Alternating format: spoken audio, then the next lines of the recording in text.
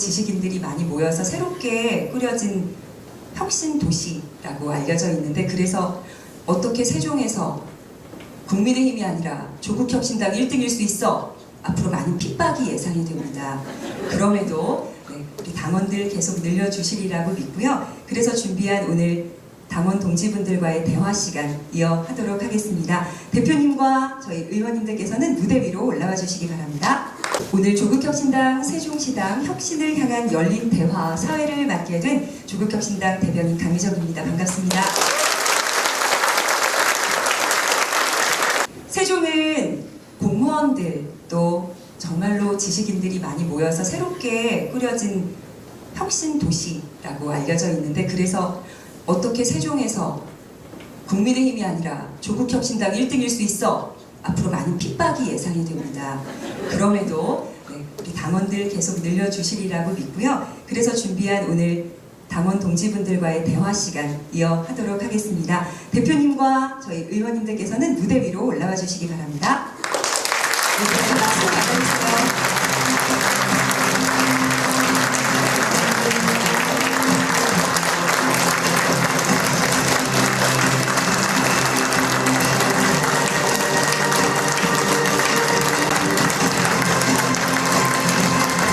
저희가 오늘 세종시당 여러분들의 사전 질의를 받았습니다. 굉장히 많은 질문지가 올라왔는데요. 일단 다 공통적인 질문들을 또 합하고 꼭 드려야 되는 질문은 뭔지 추려서 지금 의원님들 앞에 시험처럼 저희가 올려놨습니다. 하도 이렇게 습관이 되신지라 올라오자마자 펜을 들고 문제를 풀고 계십니다. 네. 준비되신 분들은 손을 번쩍 들어주시면 됩니다. 누굴 처음 질문 그리고 대답자로 뽑아드릴까요? 순서대로 하는 거 아니에요? 순서대로요? 네. 자, 그러면 김선민 의원님부터 시작하도록 하겠습니다. 의원님, 양성평등을 위한 당의 정책이 있을까요? 네.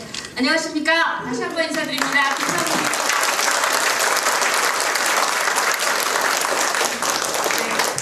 중앙당 여성위원장입니다.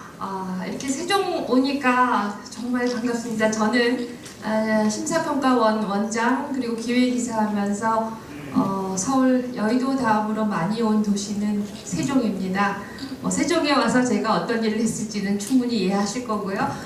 중간에 복지부 그다음에 기재부 가다가 사이에 시간이 나면 호수공원, 노면공원에서 시간을 보냈었습니다. 다시 와서 정말 반갑습니다. 여성정책 관련해서는 저는 크게 두 가지로 나누고 싶습니다. 첫 번째는 당내의 여성 성평등을 위한 정책, 두 번째는 국가 여성정책, 성평등 정책이 필요하다고 생각을 합니다. 우선 당내에서는 여성정책 혹은 여성위원회가 왜 있어야 하는가에 대한 질문이 있으실 겁니다. 첫 번째는 제가 계속해서 말씀드리지만 저는 당내에서 우리 모두 그래야 하지만 특히 저는 100년 정당의 기틀을 다지는 것이 제 역할이라고 생각을 했습니다. 100년 정당의 기틀을 다지는 여러 가지 방법이 있겠지만 가장 중요한 것은 여성, 청년, 그리고 지역, 조직을 강화하는 것이 그 첫 번째라고 생각을 합니다. 그러기 위해서는 중앙당도 그렇고 각 시도당의 여성위원회가 만들어져서 뿌리를 내려야 한다고 생각합니다. 여성 조직이 강화된다라는 것은 우리의 조직세를 활성화하기 위한 것도 있지만 상대적으로 소수자 그룹이라고 할 수 있는 여성의 목소리가 당에 충분히 반영되어야지만 당내 민주주의가 이루어질 것이라고 생각을 합니다. 조직만 강화해서 될 것은 아니고 당에 지금 현재 당원 당규를 개정해서 7월 20에 전당대회 때 그것을 다시 개정을 할 예정입니다. 그렇다면 그 안에서 성평등을 위한 각종 조항들 그리고 조직 강화를 위한 그런 조항들이 마련되어야 할 것입니다. 저희 여성위원회, 시도당 여성위원회가 지금 속속 진행이 되고 있습니다. 그것을 위해서 저희가 계속 노력을 하고 시도당 여성위원회가 만들어지는 대로 중앙당의 여성위원도 선임을 해서 계속 회의를 해 나가고 있습니다. 뿐만 아니라 여성 정책이 중요하다고 생각을 합니다. 국가 차원에서의 여성 정책은 제가 여가위의 복수상임위를 맡게 되었습니다. 여가위에서 해야 하는 일, 지금 성평등 정책은 매우 이렇게 조심스러운 부분이 있습니다. 하지만 저희 조국혁신당이 꼭 내야 할 그런 여성 정책들이 있습니다. 어떤 것이냐 하면 문제가 있는 영역에 대해서 성평등 정책은 주저없이 목소리를 낸다입니다. 그 첫 번째는 폭력에 대한 문제입니다. 성폭력, 지난 선거 직후에 교제폭력 문제가 되었었습니다. 거기에 저희는 지속적으로 목소리를 낼 예정입니다. 그리고 두 번째는 저출생 정책에 관련해서는 성평등이 가장 중요한 정책일 겁니다. 엊그저께 용산에서 저출생 정책을 이야기했지만 들여다보면 정말 이게 진짜 제대로 된 저출생 인구 문제의 원인을 제대로 짚었나 하는 것이 의심스러울 정도로 그냥 허술한 그런 정책이었습니다. 저희 조국혁신당은 저출생과 관련된 그런 모든 정책을 내고 그 안에서 성평등 정책을 구현해 나갈 것입니다. 또 하나는 돌봄과 관련해서 이게 앞으로 합계 출산율이 떨어지는 것뿐만 아니라 지금 이 노인과 관련된 장애인과 관련된 돌봄 영역에서 형 정책 중요한 것들이 많습니다. 그래서 그런 영역에서의 성평등 이 문제가 제기될 때마다 혹은 선제적으로 저희가 계속 목소리를 내는 것이 저희 당이라고 당의 할 일이라고 생각합니다. 선거 이후에도 계속해서 이 상임원 구성되기 전까지도 계속 저희가 목소리를 냈습니다. 그래서 저희가 냈던 성평등 관련된 목소리를 계속 살펴봐 주시고 그리고 아까 말씀드린 것처럼 지역에서의 여성 조직 또 하나 더 추가한다면 청년 조직의 이 조직 건설을 위해서 많은 지원 그리고 조언 부탁드리겠습니다. 감사합니다. 네, 고맙습니다. 그러면 황운하 원내대표님께 이어서 질문 드리도록 하겠습니다. 대표님, 교섭단체 인원 조정은 언제 마무리가 될까요? 세종시 당원 여러분 사랑하고 존경합니다. 원내대표 황운하입니다.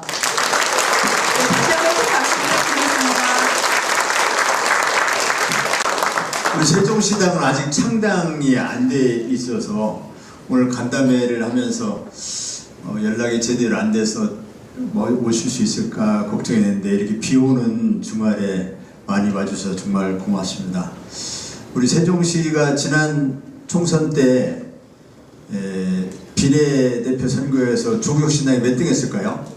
1등 했습니다. 1등. 네. 여러분 고맙습니다.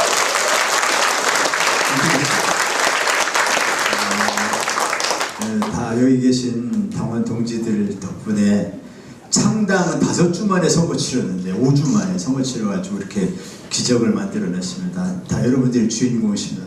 너무 고맙습니다. 현재 우리 조국혁신당이 창당도 다 안 된 상태에서 선거를 치렀고 지금도 5개 시도당이 아직 창당이 안 됐습니다. 그 중에 세종시도 포함되어 있습니다. 세종시당 위원장을 빨리 모셔서 빨리 창당하려고 합니다. 우리 당원분들의 조국혁신당에 대한 관심과 열정은 다른 어느 지역보다 높은데 아직 그 창당이 좀 안 돼서 시당 위원장을 맡으실 분을 빨리 모셔가지고 빠른 시간 내에 창당하도록 창당하겠다는 약속을 드리겠습니다.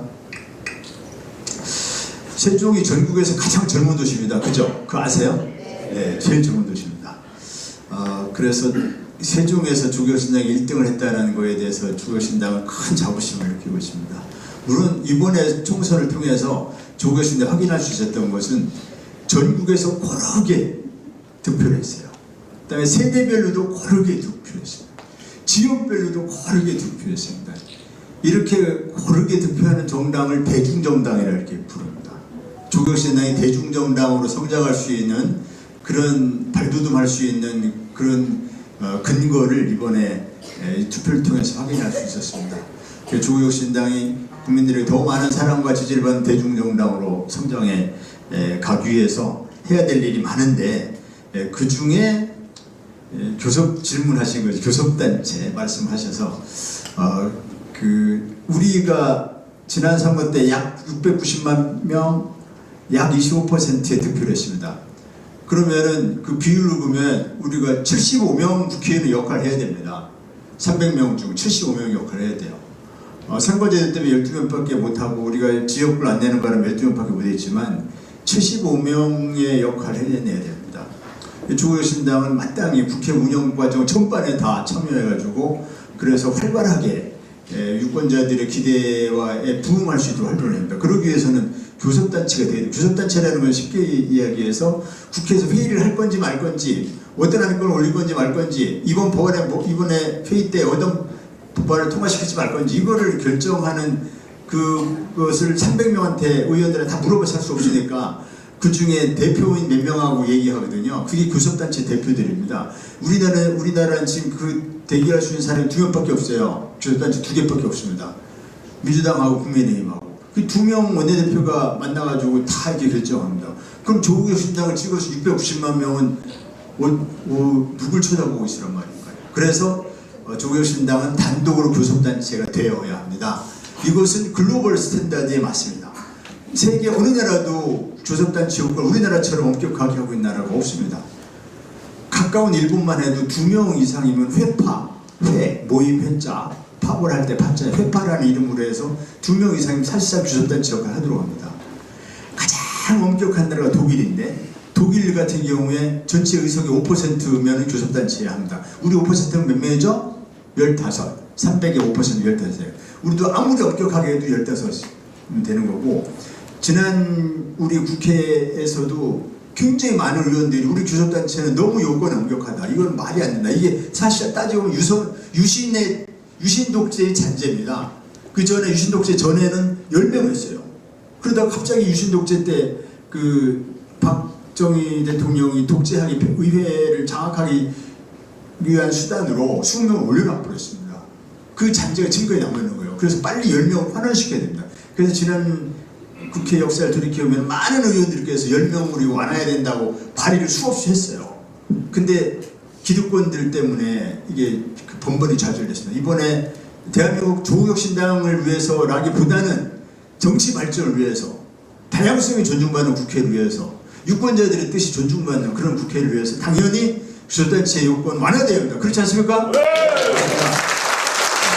이거는 너무 당연한 이야기입니다. 그래서 국회법을 개정해야 될 사안이거든요. 국회법 개정.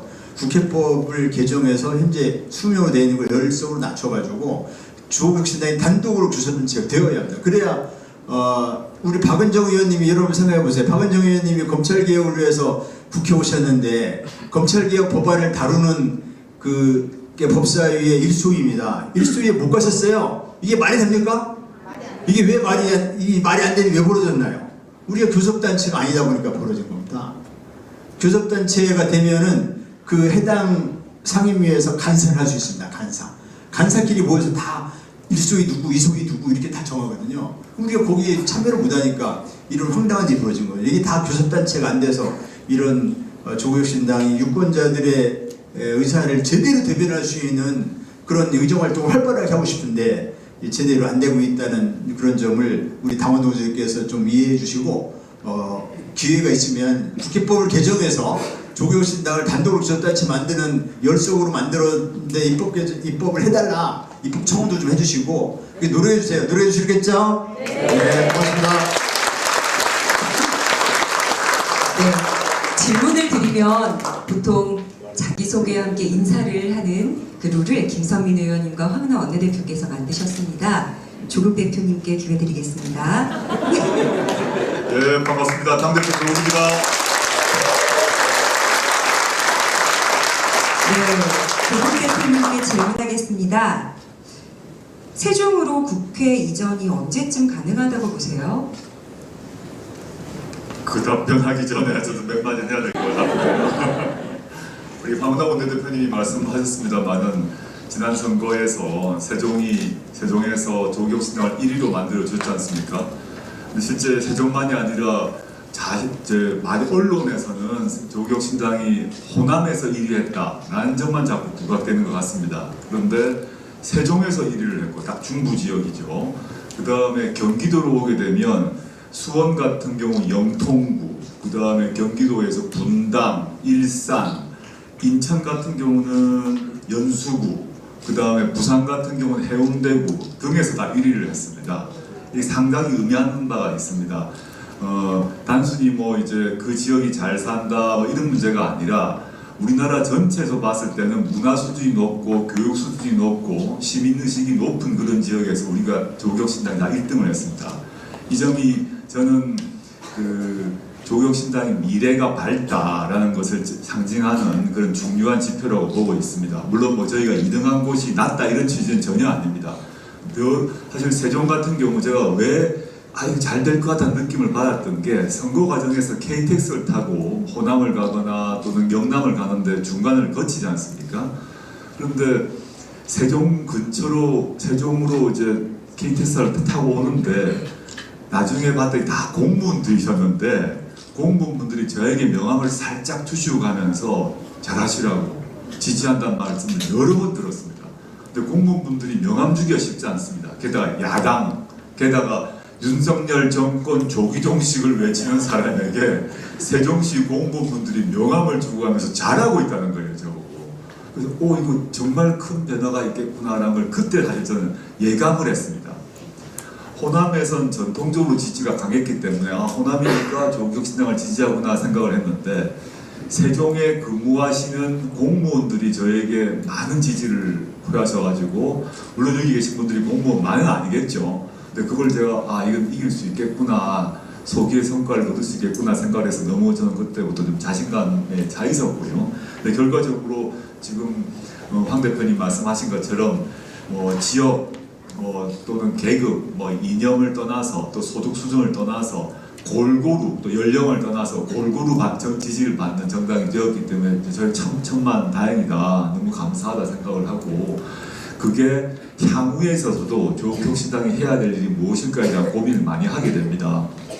지금까지 한국 정치사 특히 이제 6공화국 1987년 정치적 민주화 이후에 의미 있는 상당을 생각해 보시면 한편으로는 안철수 대표가 이끌던 국민의당이 있었습니다. 근데 사라졌습니다. 그 다음에 민주노동당이 있었는데 이렇게 쇠락을 하다가 정의당으로 이전했다가 정의당도 사라져 버렸습니다. 0이 됐지 않습니까?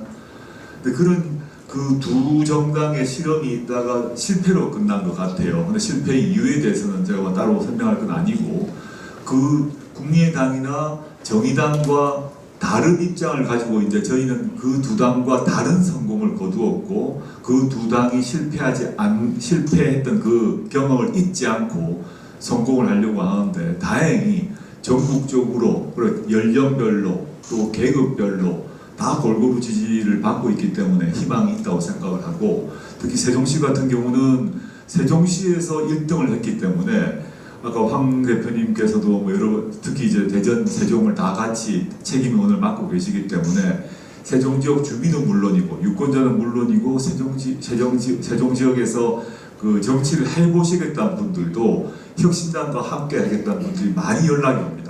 그 점이 참 천만다행이고 우리의 미래가 밝다는 점을 보여주고 있다고 생각을 합니다. 인사말이 너무 길었고요.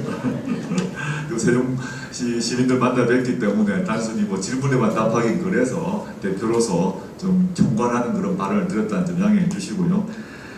세종시 국회의장 같은 경우는 먼저 조국혁신당은 지방 분권, 지방 균형에 대해서 확고한 입장을 가지고 있습니다. 다른 어떤 정당보다도 그 점은 분명히 얘기를 해왔고 선거 초기부터 맨 처음부터 균형발전 특별회계라는 게 있는데 균형발전 특별회계를 그게 돈이 보장되어야 지방 균형발전, 지방 분권이 가능합니다. 총예산의 증가, 양과 속도에 비례해서 지방 균형발전 특별회계가 늘어야 되는데 안 늘어왔어요. 그게 안 늘었기 때문에 지역 균형발전이 덜 되고 있습니다. 이게 이제 민주당도 이 한 적이 사실은 없습니다. 지방 균형 발전을 하자는 얘기는 했다. 또 공기업 이전하자 얘기를 많이 했지만 실제 돈이 필요하지 않습니까? 지역균형 발전 문제, 지역균형 발전을 위한 특별회계를 총 예산의 증가 양과 속도에 맞춰서 증가시키자는 것이 제가 일관되게 주장했던 공약이라는 점 기억해 주시고, 그 다음에 국회 같은 경우는 여야가 합의를 해야 됩니다. 하고 저도 국회만이 아니라 서울에 있는 여러 중요한 기관들이 이제 공기업 말고요. 저는 뭐 대법원, 대검찰청, 헌법재판소 등등 같은 경우는 일반 시민들이 이용할 또 왔다 갔다 할 필요가 없는 조직입니다. 그 경우도 지방으로 가야 된다는 그 입장을 선거 기간에 많이 얘기를 해왔는데, 국회도 그 사이에 많은 여야를 떠나서 많은 정치인들이 공약을 해왔어요. 국회를 아예 세종으로 이전하자는 얘기를 많이 해왔는데 막상 들어가게 되면 또 없던 일이 돼요. 대선 시기에 꼭 그 얘기가 나오더라고요. 여야를 막론하고. 근데 좀 이걸 이번 21대 국회에 다시 한번 논의를 해야겠다는 생각을 하고 있고요. 물론 세종 같은 경우는 그 수도를 옮기려고 그랬다가 헌법재판소가 갑자기 관습헌법 운운한 바람에 무산돼 버렸지 않습니까? 수도를 이전하는 게 제일 좋은데, 그러려면 지금 헌법재판소가 그렇게 만들어 못하게 막았으니까 개헌이 필요합니다. 수도 문제는. 그렇지만 국회는 가능하지 않을까 해서 저희가 지금 당장은 그게 전국적 이슈는 아니다. 지금 최혜병 특검, 김건희 특검 이런 문제가 초미의 관심이고 그걸 먼저 처리해야 됩니다. 그럼 그 시급한 사안을 먼저 처리하고 난 뒤에 이 문제에 대해서 집중적으로 논의를 하겠습니다. 감사합니다. 네, 알겠습니다. 그럼 규칙이 하나 더 는 것으로 하겠습니다. 의원님 이름을 호명하면 일어나셔서 인사를 하신 후에 짧게 하고 싶은 말씀을 하시는 것으로 하도록 하겠습니다. 네, 어제 과방위 입법청문회 때문에 굉장히 고생을 많이 하셨습니다. 이혜민 의원님. 안녕하십니까, 이혜민입니다.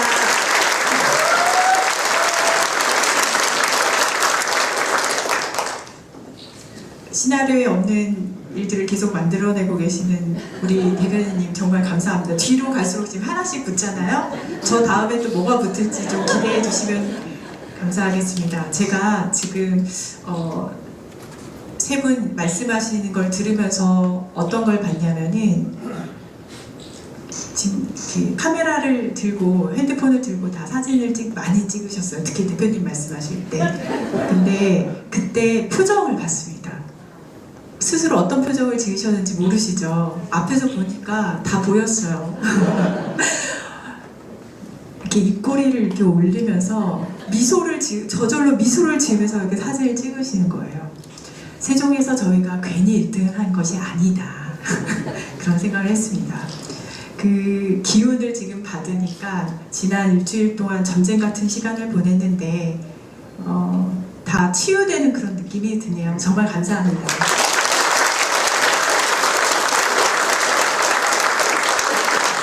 그래서 대변인님이 저는 어떤 것에 대한 답을 할까요? 네, 다 이제 말씀이 끝나셨으면 질문을 드리도록 하겠습니다. 이혜민 의원님, 현재 라인 사태에 대해서 저희 어떻게 하면 좋을까요? 방금 전에 힐링됐다고 말씀드렸는데 라인 사태는 제가 아주 자세히 표현을 안 해도 다 아시겠지만 그래도 잠깐 정리를 해드리자면 현재 7월 1일까지 라인 야후라는 회사가 일본 총무성에 지난번 받은 행정조사에 대한 보고서를 제출을 해야 됩니다. 그 안에는 자본관계 재검토라는 항목이 들어있고 그 부분이 어떻게 보면 민간 기업 사이의 일에 일본이라는 나라가 끼어드는 부분입니다. 라인 야후가 보고서를 작성을 해야 되는데 얼마 전에 라인 야후의 이사회는 전원 일본인으로 교체가 되었습니다. 동시에 대한민국 정부는 거기에 대해서 단 한마디도 항의를 한 적이 없고 한일 투자 협정에 의거해서 부당성에 대해서 항의를 할 수 있음에도 불구하고 대국민 반일하지 마라 여론전 펼치시고 과기부 제2차관 그리고 대통령이 직접 나서서 이 절차상의 문제를 저희가 제기할 수 있는 어떤 합법적 근거조차도 제거를 해버리는 면죄부를 주게 됩니다. 여기까지 보면 굉장히 암울한 상태인 것은 맞고요. 그 사태를 보면서 저는 그럼 무엇을 할 수 있을까? 입법부에 들어갔으니까 그 부분에 대해서 아주 많이 고민을 하고 있습니다. 개인적으로는 따로 연락을 취해서 네이버에 가능하면 지분 구조에 대한 변경은 최대한 뒤로 늦춰라, 시간을 벌어라 라고 말을 함과 동시에 정부에는 현재 제가 여러 인터뷰를 통해서 메시지를 던지고 있습니다. 지금 바로 7월 1일 전에 정부가 할 수 있는 것이 하나가 있다. 행정조사라는 것이 나왔을 때 개인정보보호법에 의해서 계속해서 거기에 대한 답변을 하지 않을 시에 또 나오고 합니다. 그러니까 그것은 문제를 푸는 것은 아니거든요. 그렇다면 정부가 지금 할 수 있는 것은 일본 정부에게, 일본 총무성에게 7월 1일이 되기 전에 그 항목에 대해서 삭제를 해라. 요구 자체를 없애라라고 정부는 요구를 할 수가 있습니다. 그것을 계속 촉구함과 동시에 저는 삼국조 3특검 조국혁신당이 이제 개원을 함과 동시에 발표를 했었던 첫 번째, 그 중에서 첫 번째인 라인 사태에 대한 국정조사 진행을 지금 하고 있고요. 국정조사라는 것은 사실은 사후적인 것이 조금 있습니다. 예전에 어떤 일이 있었는지 명명백백하게 밝힘으로써, 하지만 앞으로 그런 일이 재발할 수 있는 것을 방지하는 측면이 있고요.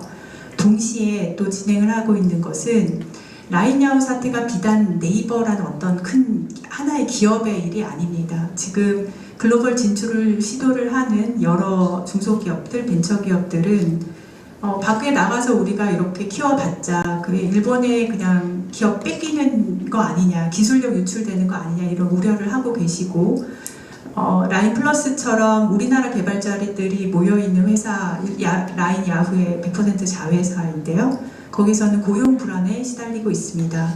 해서 저는 현재 라인 야후 사태가 일으킨 나비 효과라는 제목으로 다음 주 화요일 날 네이버 노조 그리고 노동 관련된 변호사님들하고 함께 이 라인 야후 사태가 가져오는 어떤 나비 효과는 무엇이며 거기에 대한 재발 방지는 또 어떻게 할 것인가, 그리고 현재 개발자들, 판교에 있는 개발자들 바깥으로 유출이 많이 되고 있는데 그들을 막을 수 있는 어떤 방법은 무엇일까에 대해서 토의를 할 예정입니다.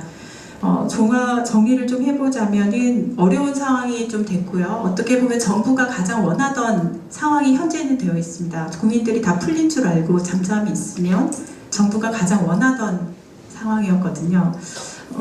입법을 추진함에 있어서 국민의 여론이 잠재워질 경우에 가장 어렵다는 것을 요즘 좀 깨닫고 있습니다. 라인야후 사태 굉장히 이슈가 됐다가 지금 정부가 원하는 대로 푹 가라앉은 상황인데, 저는 우리나라의 소프트웨어 업계 사람들 그리고 개발자들 그들을 위해서 계속해서 그 목소리를 지속해서 낼 것을 약속을 드리고, 그것은 비단 어떤 한 특정 단체를 위한 것이 아니라 결국에는 우리나라 산업 발전을 위한, 우리나라 국익을 위한 것이다. 그 다짐으로 계속해서 이 일을 캐고 그다음에 재발 방지를 할 수 있도록 약속드리겠습니다. 감사합니다. 네, 고맙습니다. 다음은 박은정 의원님. 네, 안녕하세요. 박은정입니다. 네, 역시 처음에는 간단한 말씀 전하고요. 그 다음 질문을 하도록 하겠습니다. 네, 공무원의 도시 세종에서 당원 동지 여러분 만나서 뵙게 돼서 반갑습니다. 저도 얼마 전엔 공무원이었습니다. 공무원 그만둔 지 3개월 조금 더 지났습니다. 아직도 공무원 그때 당시에 젖어있던 생각들이 안 떨어져서, 어제 그 입법청문회 때 이종섭 증인 신문하던 모습이 유튜브에서 오늘 아침 아까 봤더니 50만 명이 보셨더라고요. 왜 50만 명이 그걸 보셨는지 아직도 잘 모르겠는 공무원 물이 아직 덜 빠진 상태입니다. 그런데 아마도 그 국민들께서 그런 모습들, 제가 일하는 그런 모습들을 좋아하셔서 봐주시는 것 같고요. 그래서 앞으로도 제가 잘하는 거 열심히 하겠다, 이런 생각을 가지고 있습니다. 열심히 하겠습니다. 세종시당 당원동지 여러분들께 한 가지 말씀을 드리면, 저희 김선민 의원님, 또 이혜민 의원님, 박은정 의원님께서는 지금 이틀, 3일 정도 정도 평균 내보면 수면 시간 제가 알기로 0시간이에요.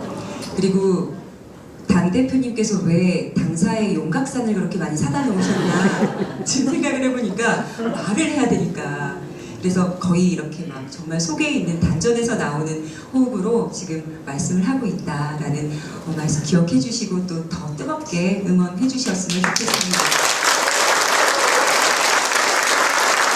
그렇다고 한우나 원내대표님과 조국 대표님께서 잠을 많이 주무시는 건 아니에요. 왜냐하면 저희 이제 의원님들 내부에서 밤 10시 이후에는 서로 의견을 전달하는 행위는 당원 단계에서 규정한다. 왜냐면 대표님께서 아이디어가 떠올라 이거 한번 논의해 봅시다 하는 걸 이렇게 계속 일을 주시기 때문에 아마 유튜브에서 보셨겠지만 박은정 의원님은 조국 대표님을 피해 다니시는 걸로 알고 있습니다. 이런 공식적인 행사에서 바로 옆에 앉아 계실 때는 네, 어쩔 수 없지만 하고 있는 떨어져 앉았잖아요. 네, 일이 굉장히 많다라는 걸 알려드립니다. 일단 박은정 의원님께 가장 궁금해하는 질문일 것 같아요. 최혜병 특검 재추진 제대로 될까요, 의원님? 네, 최혜병 특검법은 어제 법사위에서 최혜병 특검법을 위한 입법청문회가 진행이 됐고 하루 종일 이 특검법이 왜 필요한지 국민 여러분들께서 소상히 잘 보셨습니다. 당시 어제 나왔던 법무부 장관은 이 최혜병 특검, 최혜병 수사 관련한 외압 수사 관련한 공수처 수사가 검찰로 넘어와도 그 수사를 제대로 할 의지가 없다는 것을 보여줬고요. 그래서 이것은 독립하고 공정한 특검만이 이 진상을 규명할 수 있다는 것을 어제 증명해 보였습니다. 그리고 어제 많은 국회의원들이 이 최혜병의 수사의 수사 외압과 관련한 것들이 대통령과 대통령실을 향하고 있다는 것을 많은 증언과 증거들로 보여드렸습니다. 어제 입법청문회 끝나고 법사위에서 전체 회의에서 특검법이 축조심사까지 거쳐서 의결이 됐고요. 그래서 6월 중으로 본회의에 상정해서 7월이 되면은 최혜병이 순직한 지 7월 19일이 일주기가 되는 날인데 그때가 되면은 통신 자료들이 모두 없어집니다. 그래서 그 전에 이 특검법이 빨리 통과가 돼서 특검이 가동이 될 수 있도록 하는 것이 저희의 목표인데 또 대통령이 거부권을 행사하게 되면 그때는 정말 어마어마한 국민의 저항에 부딪힐 거라고 생각을 합니다. 국민 여러분들께서도 끝까지 이 최혜병 특검이 관철될 수 있도록 아낌없는 응원과 지지 그리고 대통령에 대한 감시를 보여주셨으면 좋겠습니다. 네, 이제는 현장 질의를 드리도록 하겠습니다. 오늘 참석해주신 분들께서 질문을 혹시 나 이 질문 하고 싶었는데 하시는 분들은 마음속으로 준비를 해주시고 먼저 손을 드시는 분들께 기회를 드리도록 하겠습니다. 세종시당에 와서 아직 창당 준비 중이지만 제가 느낀 가장 특별한 점은 아이들이 많이 왔다는 거예요. 오고 싶지 않았죠? 지금 계속 뒤에서 몸부림을 치고 그 마음을 압니다. 정말 대단한 거예요, 여러분. 지금 제 눈에는 5명 정도의 어린 아이들이 보이는데 우리 미래 유권자들을 위해서 어른들 큰 박수 한번 부탁드리고요. 같이 와주셔서 고마워요. 혹시 우리 온 어린이들 중에서 앞에 있는 조국 대표님 또 국회의원 분들께 질문하고 싶은 친구 있나요? 대표로 한 명만 해볼게요. 용기 내볼 수 있는 친구 있어요? 그 마음의 준비를 하세요. 네. 자, 선착순 어른들은 얼마나 이렇게 질문 기회를 얻고 싶어 하는지 한번 보겠습니다. 하나, 둘, 셋, 네.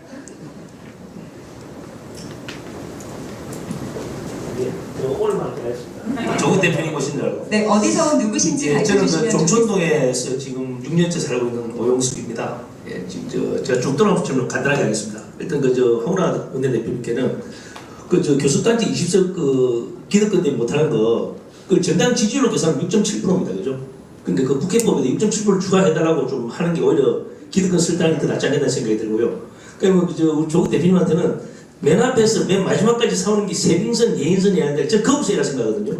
거북선이 항상 맨 앞에 가서 맨 마지막까지 이렇게 해줬거든요. 임진왜란 때 보면은. 그래서 그 국선을 좀 이용해 주시라는 생각을 좀 드리고요. 그리고 우리 이혜민 의원께는 우리 지금 라인 이야기 하는데요. 네이버가 지금 데이터 센터가 세종에 큰 거 하나 지었습니다. 네이버 본사를 갖다가 아예 세종을 내려오게끔 힘을 주셔야 주시고요. 그리고 박은정 의원께는 지금 윤석열 탄핵하고 나면 나 국회의원 그만두겠다는데 어제 하는 거 보니까 그만두서는 안 되겠다고요. 계속 하세요, 계속.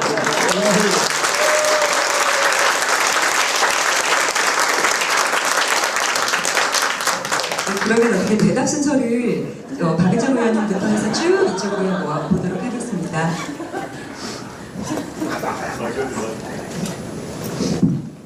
당원 동지 여러분들의 열망을 잘 받아 안겠습니다. 감사합니다. 네이버 본사 먼저 데이터 센터 연 것을 축하드리고요. 공개적으로 이혜진 의장님 만나 뵙기를 청합니다.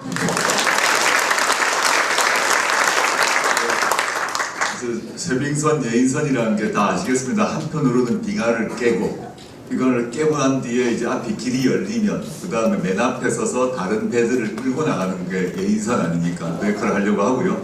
말씀하신 대로 이제 그 이순신 장군님의 그 거북선 말씀하셨는데 뭐 전적으로 동의하고 그게 그 사실 저희는 여론조사 총선 전 여론조사로 봐서는 12석보다 더 많이 받을 걸로 예상을 했습니다. 한 15 정도를 속으로 예상을 했는데 마지막 선거 직전에 이제 등등의 이유로 방향이 바뀌면서 저희가 조직력이 워낙 약하다 보니까 1구를 선택하기로 했던 여론조사상으로는 그런데 1-3으로 돌면서 12이 됐는데 결과적으로 보게 되면 이순신 장군님이 말씀하신 12척이 된 것 같습니다. 분발하겠습니다. 우리 조국혁신당이 현재 12명의 의원, 민주당으로 보면 민주당 의원 수보다 15분의 1에 불과합니다. 그런데 우리 정당 지지율은 뭐 여러 조사들이 좀 다르지만은 민주당이 약 2분의 1에 가거나 또는 뭐 아주 낮게 나올 때는 3분의 1에 가거나 그렇습니다. 따라서 그에 상응한 정치적 역할을 해야 하기 때문에 말씀하신 대로 교섭단체 될 수 있도록 많이 도와주시고 최선을 다하겠습니다.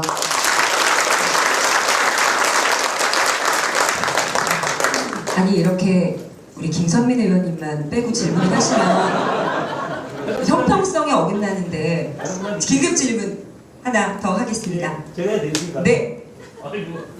서운할 뻔했습니다. 그리고 저 김수미 의원께는 제가 아까 여성 청년법 얘기했지 않습니까? 제가 지금 개인적으로 청년 관계 들어가는 그 사업자 등록을 했거든요.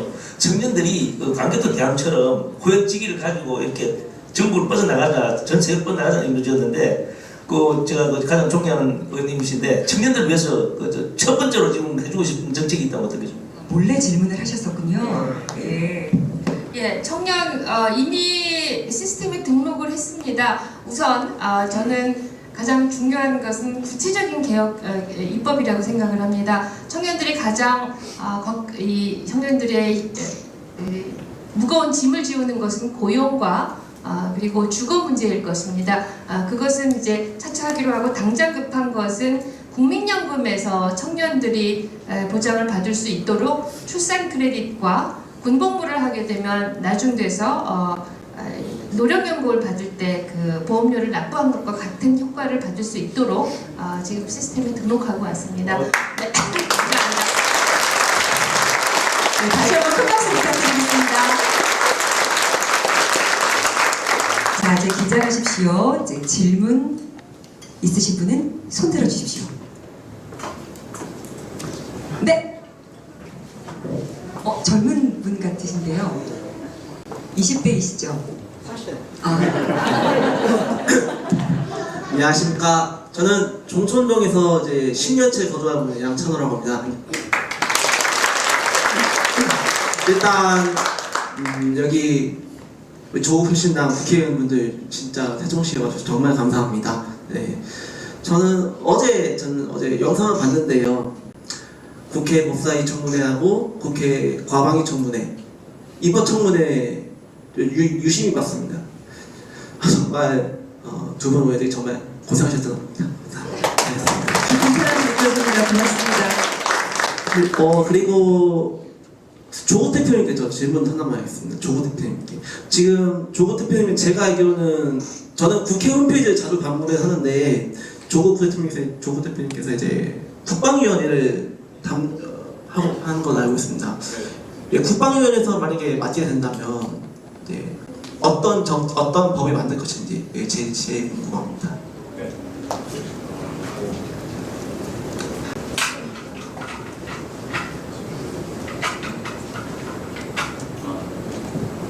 감사합니다. 네, 제가 이제 국방위원으로 배치가 됐고요. 그거는 뭐 다른 이제 원내에서 의원으로서 어느 상임위를 배치할 건가는 전적으로 황 대표님 판단하는 것이라서 저를 국방위로 배치를 했고요. 제가 이제 통상적으로 보면 국회 상임위 중에서 외교 통상이나 국방위가 조금 업무가 덜하다라고 해서 당대표의 경우는 국회의원으로서 역할 말고 당무가 따로 있습니다.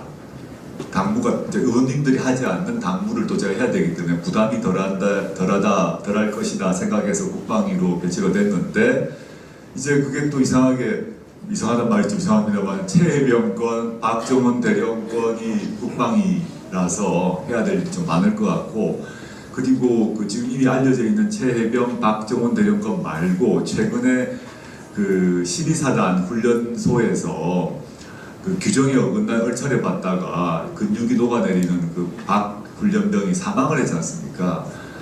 그 건도 저는 제 아들은 무사히 병장 제대를 했습니다만은 애비 입장에서 생각해 보면 정말 기가 막힌 일이죠. 그래서 제가 분향소가 설치되자마자 옆에 계신 이혜민 의원하고 연락이 돼서 같이 갔었는데 거기 현장에 다른 사건으로 아들이 사망한 부모가 계시더라고요. 얘기를 듣다 보니까 현재 국군 수도병원에 9구의 시신이 여전히 장례도 못 치르고 냉동실에 있는 겁니다. 9구의 시신이 부모님이 수령을 거부하는 거예요. 진상규명해달라. 그때까지 장례 못 지내겠다. 전 처음 알았어요. 제가 국방 문제 전문가도 아니었고 하다 보니까 그래서 당장은 이제 상임위원회 열리면 최해병권, 박정원 대령권 당연히 제가 법사위는 아니지만 법사위 좀 바깥에서 한번 점검을 해볼 생각이고 지금 훈련 받다가 또 훈련소 이후에 자대 배치 이후에도 비슷한 사건이 일어나면 하니까 그런 사병들의 억울한 죽음 이런 문제를 좀 점검할 생각입니다. 국방위원으로서 각 군부대 등을 직접 현장 조사를 좀 하면서 그런 문제가 발생하지 않도록 노력할 생각입니다. 고맙습니다. 마지막 줄 스카이블루의 멋진 재킷을 입고 계신 우리 남자분께 질문 기회 드리겠습니다. 네, 거기 맞습니다. 가운데 계십니다. 맨 끝에 가운데. 저요? 네. 저는 대전 다운인데요. 저기 우리 황원하고 그리고 그 앞에 계신 우리 12척의 이수진 장군 12척의 배들이 너무 열심히 해주셔서 감사하다는 말씀을 드리고요. 저희 창단한 지 100일 좀 넘었잖아요. 진심으로 축하드리고요. 지금 보니까 70년, 80년 된 민주당보다 이 100일 지난 우리 조국혁신당이 100배, 1000배 더 나은 것 같아요. 그렇지 않습니까, 여러분?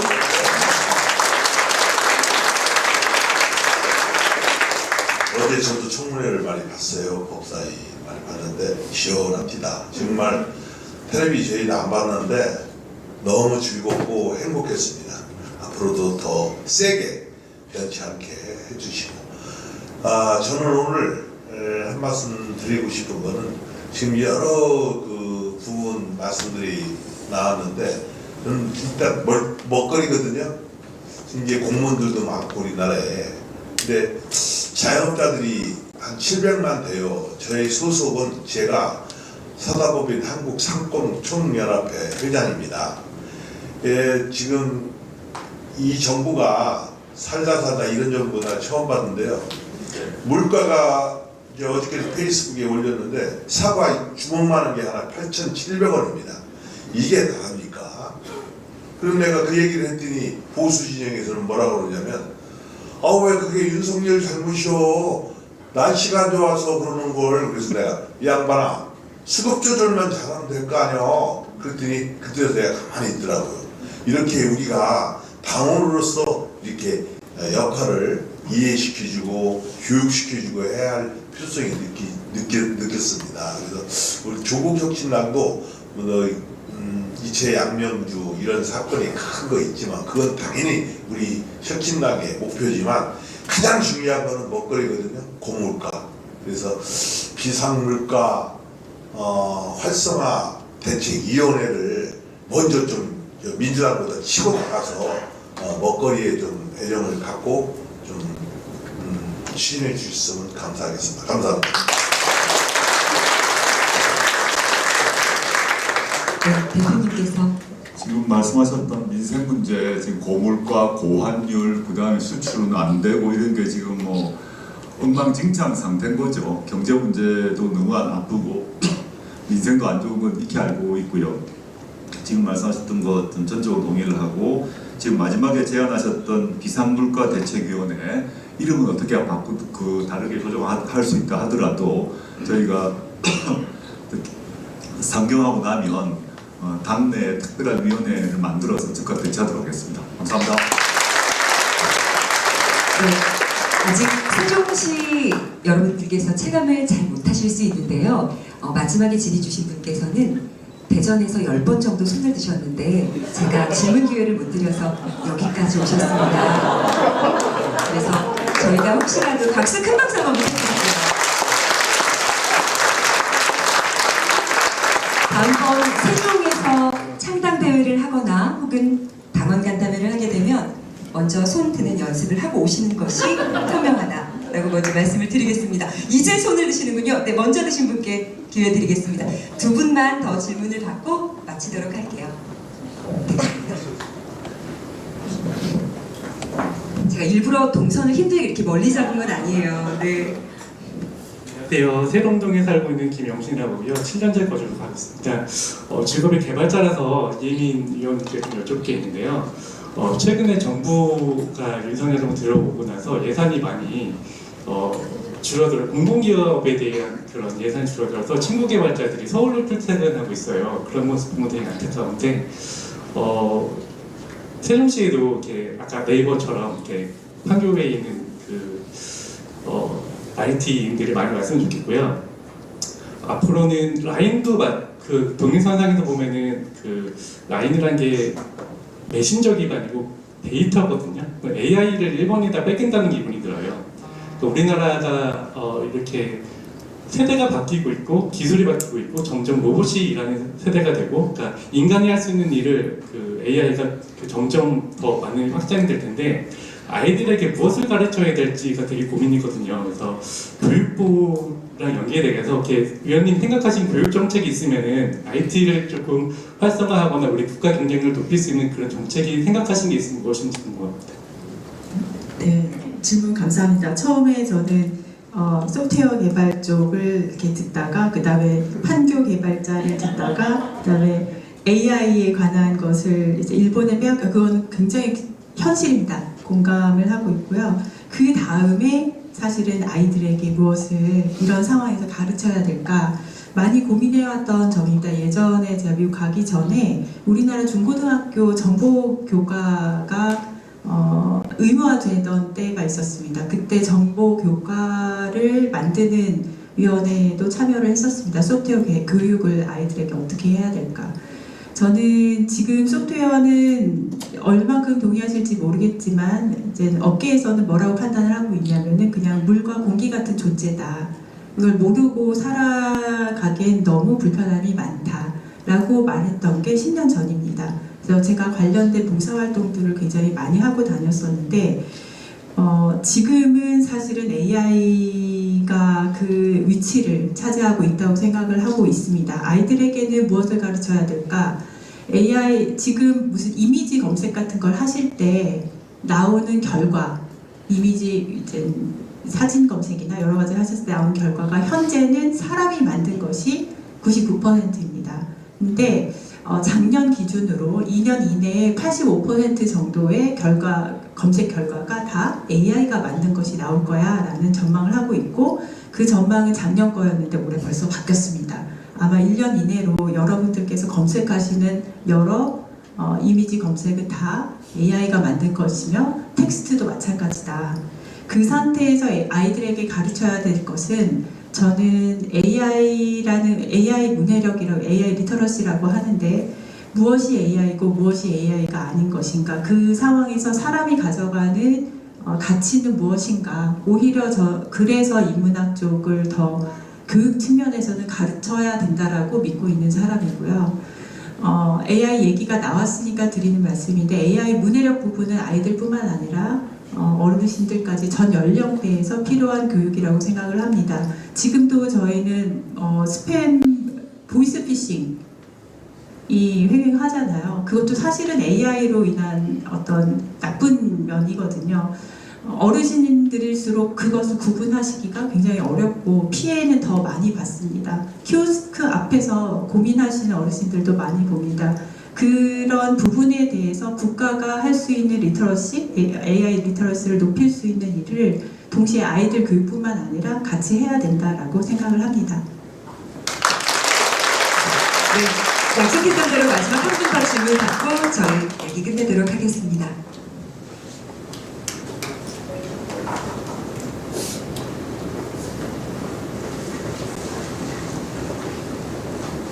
네, 안녕하세요. 저는 공공연구기관에 다니고 있고요. 세종에 내려온 지 10년 되었습니다. 창당 전에 조국 대표님께서 기재부를 분리하겠다는 안을 내셨어요.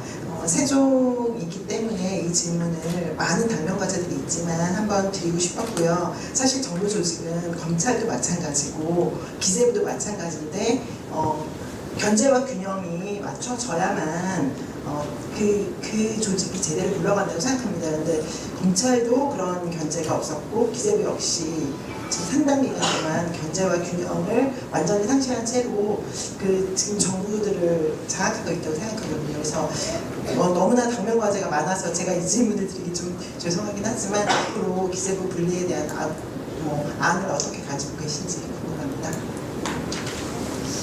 기재부 개혁은 사실은 지난 총선 기간 동안에 조혁신당만 제출했던 공약입니다. 그래서 보통 국민들 사이에서 덜 알려져 있고 관심을 덜 받았습니다. 주로 검찰개혁 문제만 얘기를 하는 것처럼 느껴졌지만, 공약을 저희 강령을 보시면 1번이 검찰개혁이고 2번이 기재부 개혁입니다.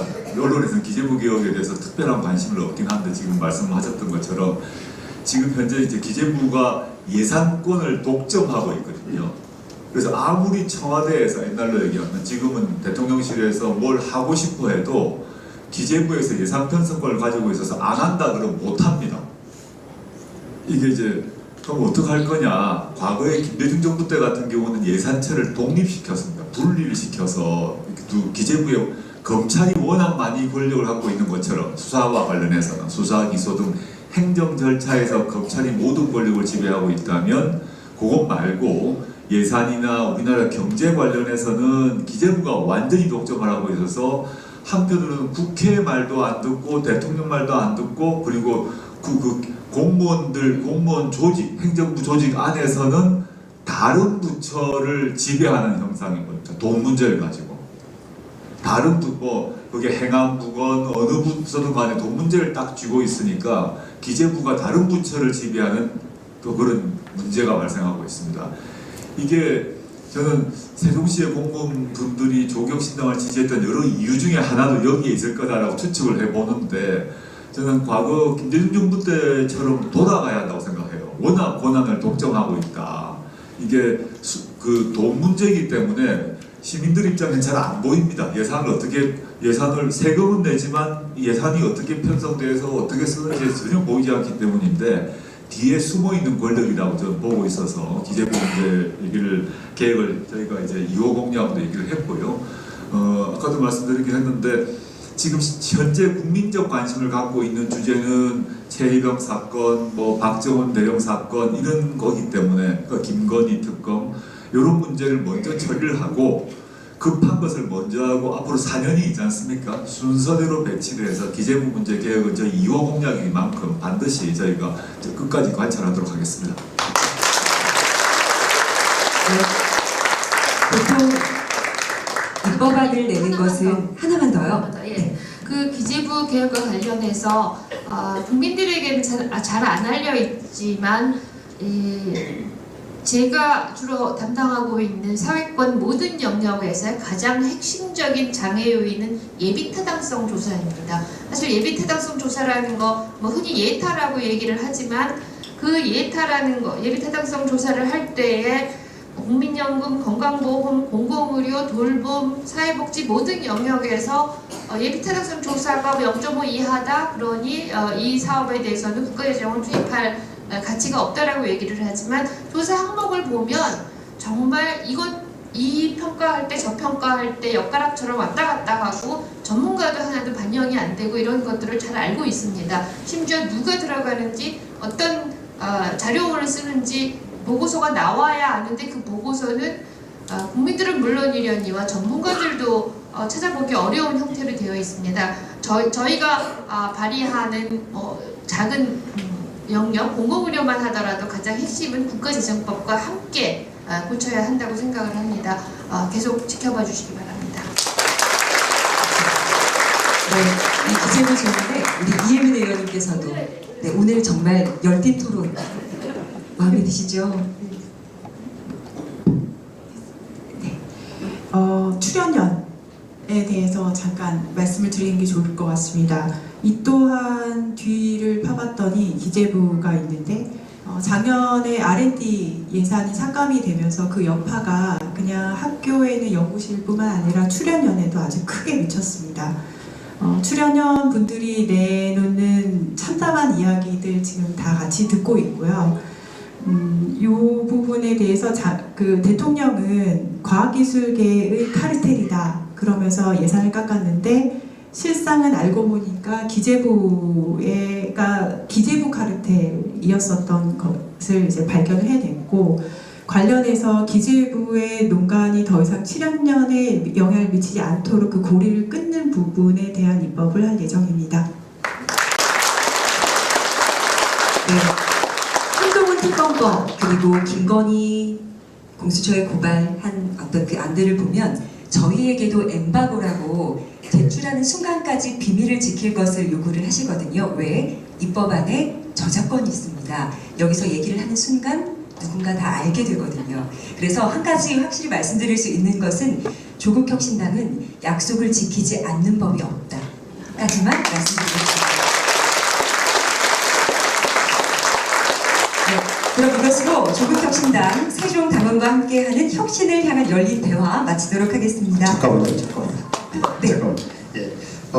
여기 사전 질문 중에 아까 우리 사회자께서 저한테 질문 안 해주셨는데 여러분들 궁금해하실 내용이 있어서 제가 짧게 좀 답변드리겠습니다. 사전 질문이 뭐였냐면 다음 지방선거에서 세종시장과 시의원 후보 낼 것인지 궁금합니다.